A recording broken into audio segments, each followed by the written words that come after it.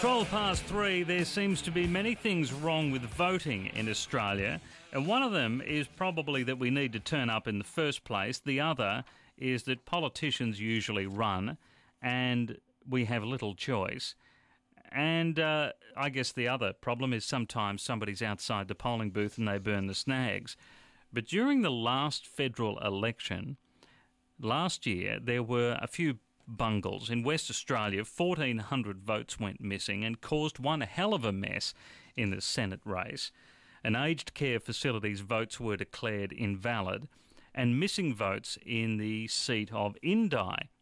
And all of it left us wondering about the process, and it had Tony Abbott, who had just won an election, saying that it just simply wasn't good enough and that voters could, should and would expect more.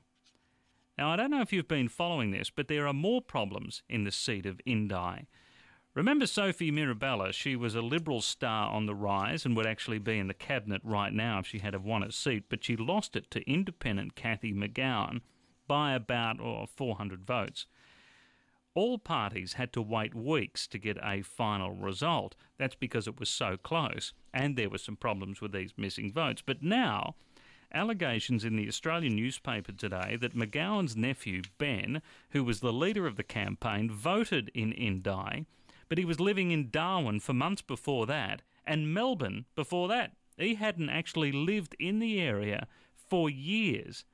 The Australian Electoral Commission has started asking questions because there are about 20 other cases in this one seat, all of them believed to be supporters of Cathy McGowan.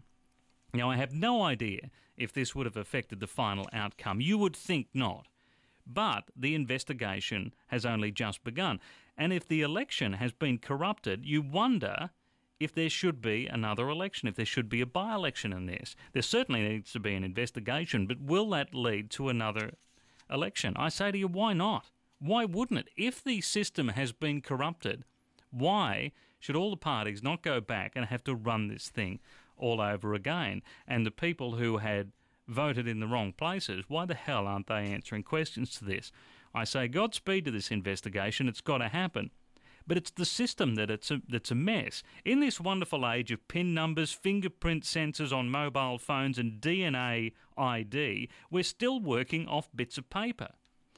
Coming up in a minute, I'm going to talk to a man who confesses to voting at least 6 times for one party in the last election. It was not Indi, it was another seat, but in the one electorate, in the one election, he voted 6 times under his own name. Is he in jail? No. Has he been fined for this? No. Is he free for a chat?